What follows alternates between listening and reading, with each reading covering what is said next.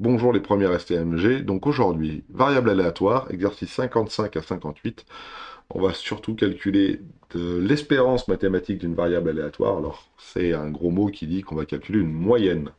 Pour le 55, donc, ça parle de match de football et surtout de l'UEFA qui avait eu l'idée de mettre en place des billets au même tarif 30 euros, sauf que sur chaque billet, on aurait écrit un chiffre aléatoire de 0 à 9. Si le billet comporte le chiffre 0, alors la place intégralement remboursée, on paye rien.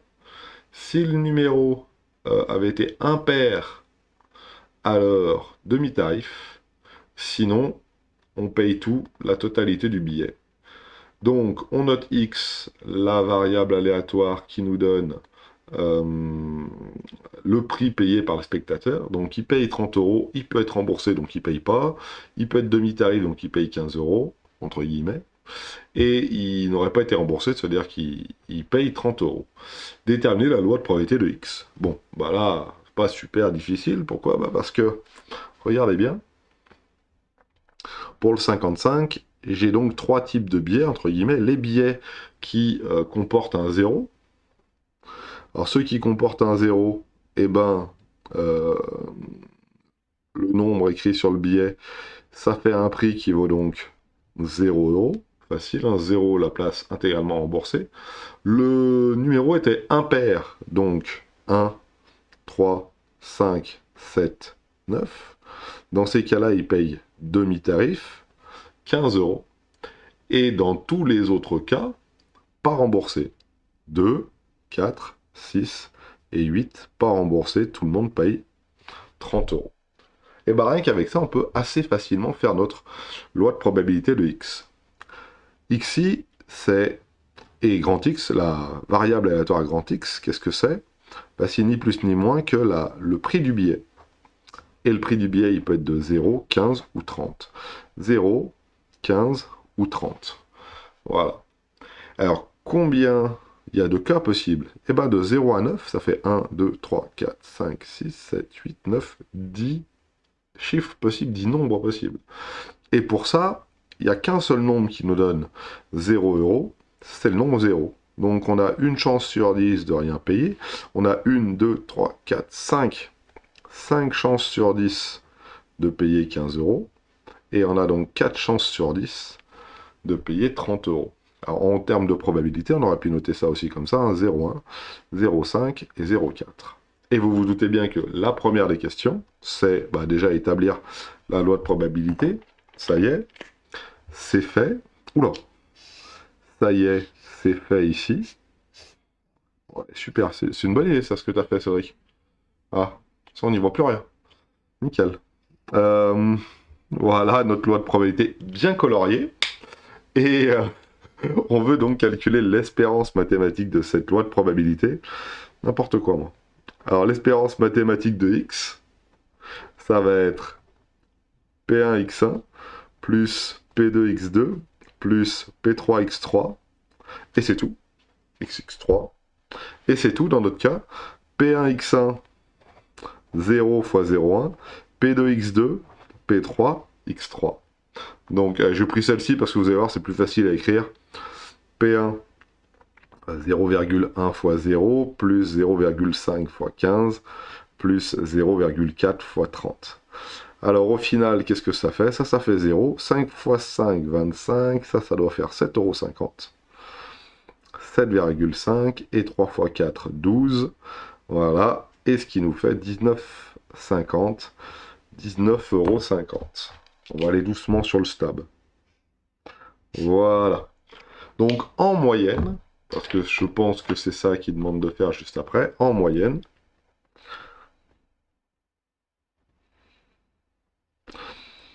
un spectateur paye 19,50 €. Et le mot qui nous sauve, c'est en moyenne. Parce que jamais un spectateur paye 19,50 €. Il paye 30 € et peut-être qu'il se fait rembourser. Mais en moyenne, ce qui va revenir dans les poches de l'UEFA, c'est 19,50 € par billet.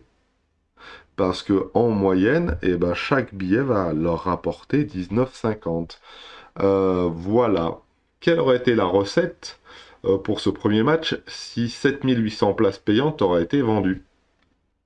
Avaient été toutes vendues, excusez-moi, je n'ai pas conjugué correctement. Quelle aurait été la recette pour ce premier match si 78 500 places payantes avaient toutes été vendues? Alors on y va. Si en moyenne un billet c'est 19,50, donc la recette ça aurait été 78 500 fois 19,50 €, et donc ça nous donne 78 500 fois 19,50. Le problème n'était pas évident à la base. Oula, 1 500 000. 1 500 000, 530 750. Voilà. Donc le problème n'était pas évident du tout, hein. On est bien d'accord, hein. Ça, de toute façon, c'est une valeur approximative parce qu'on ne sait pas si c'était ça exactement. Ça aurait pu être un peu plus ou un peu moins. Mais dans l'ensemble, voilà ce que ça aurait pu rapporter. Et ce que je voulais dire, c'était que le problème avait l'air d'être compliqué au départ, hein. Toute la partie aléatoire ici n'était pas si facile que ça à aborder, et pourtant très facilement, avec une loi de probabilité et une espérance, on peut arriver à en déduire des choses importantes et intéressantes. Pour le 56, encore un jeu. Les variables aléatoires, c'est très, très jeu-joue, hein. Un jeu d'argent surtout. Voilà, on considère la variable aléatoire G qui à chaque partie d'un jeu associe le gain du joueur. Positif s'il gagne de l'argent, négatif sinon. Elle prend comme valeur -5, 3 et A, avec A un nombre entier. Ok, on est d'accord. On a P de G égale -5 qui vaut 0,6, P de G égale A qui vaut 0,1, et on veut calculer P de G égale 3. Donc moi, ce que je vous propose, c'est d'abord de faire la loi de probabilité. Alors je vais mettre X ici. Ma variable aléatoire, c'est G, P de G égale XI. Elle prend comme valeur, cette variable aléatoire, les valeurs de -5, 3 et A. Bon, si tu veux. Et la question est de savoir combien P de G égale -5, ça fait 0,6. Donc P de G égale -5, c'est ici. P de G égale A, ça vaut 0,1. Donc ici, 0,1. Combien il me reste ici à mettre? Bon, bah c'est assez facile, hein. On va quand même l'écrire, hein. P de G égale 3. C'est bien 1 moins P de G égale -5 plus P de G égale A. Voilà. J'additionne ces deux-là et puis je regarde le complément 1. Donc quand je fais ça, ça fait 1 moins 0,6 plus 0,1. Facile à dire que ça fait 0,7. 1 moins 0,7, il reste 0,3. Certains d'entre vous m'ont dit, bah monsieur, c'est facile, hein, 0,6 plus 0,1, ça fait 0,7. Pour aller à 1, ça fait 0,3. Voilà, on a la bonne réponse pour P de G égale 3. Exprimer l'espérance mathématique en fonction de A. Alors maintenant, on va avoir une belle espérance mathématique. Le problème, c'est qu'on n'a pas A, sa valeur, entre guillemets, donc on va l'exprimer en fonction de A. Et on pourra prendre n'importe quelle valeur de A pour peut-être équilibrer le jeu, et ça va être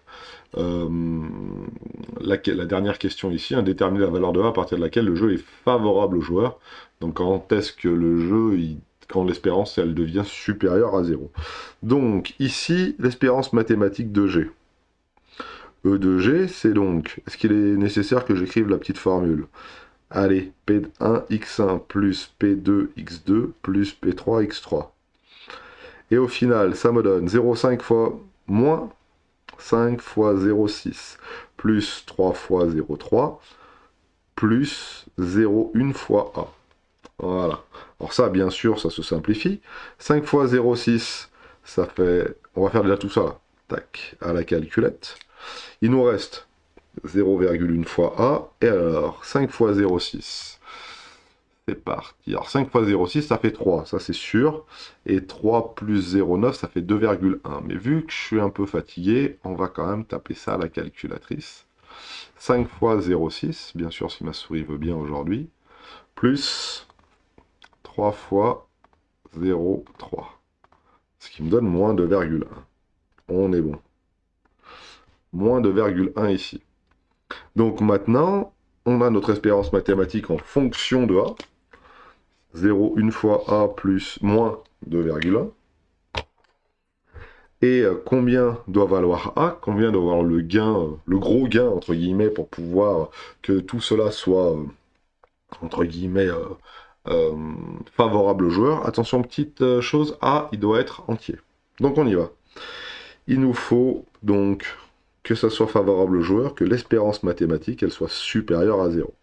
Si elle est supérieure à 0, ça veut dire 0,1 fois A moins 2,1 supérieur à 0. Et ça veut dire 0,1 fois A supérieur à 2,1. Ça veut dire A supérieur à 2,1 divisé par 0,1. Et 2,1 divisé par 0,1, ça fait 21. Donc A supérieur strictement à 21. Donc si A vaut 22 euros, si le gain vaut 22 euros, le dernier gain là, du jeu vaut 22 euros, et ben c'est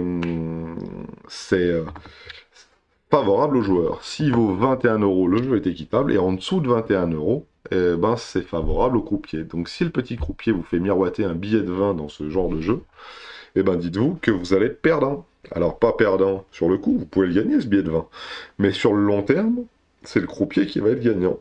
C'est celui qui propose le jeu qui va être plutôt gagnant, pas celui qui joue avec. Là, il faut que ça dépasse 20. Hein. Si vous mettez un billet de 30, alors allez-y. Vous êtes sûr de gagner de l'argent sur le long terme. Et il nous reste 57-58. Alors 57, facile, vrai ou faux? Alors, soit la loi de probabilité suivante, E de A égale 0, si et seulement si A égale moins 10. Donc, la question est de savoir, est-ce que si je prends A égale moins 10, j'ai mon espérance mathématique qui vaut 0? Alors, j'ai essayé. Ici, je vais mettre comme un gros bourrin moins 10 à la place de A, et je vais calculer mon espérance mathématique avec moins 10. Donc c'est parti, 57. Alors, est-ce qu'il est vraiment nécessaire que je recopie la petite formule? Il y a 4 colonnes. E de A, c'est le nom de la variable aléatoire. Donc c'est parti, 0 fois 0,2. Allez, j'ai pas envie. J'écris directement. Moins 10 fois 0,3.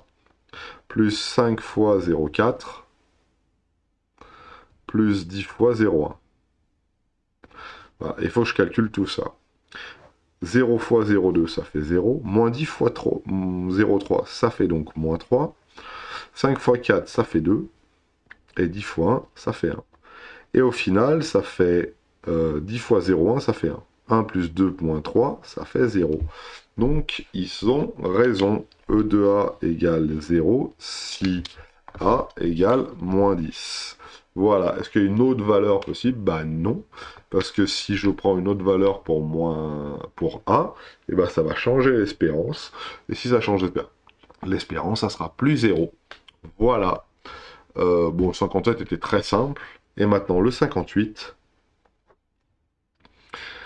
C'est le dernier d'aujourd'hui. On propose à Fatima de tirer une carte dans un jeu de 52 cartes cette fois-ci. Attention, c'est un jeu un peu plus gros.